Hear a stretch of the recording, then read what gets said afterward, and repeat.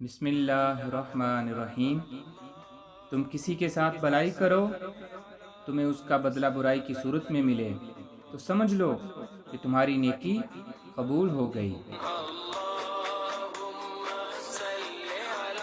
جس انسان کی جان نکل جائے تو وہ زندہ نہیں رہتا، اور جس انسان سے احساس نکل جائے تو پھر وہ انسان ہی نہیں رہتا۔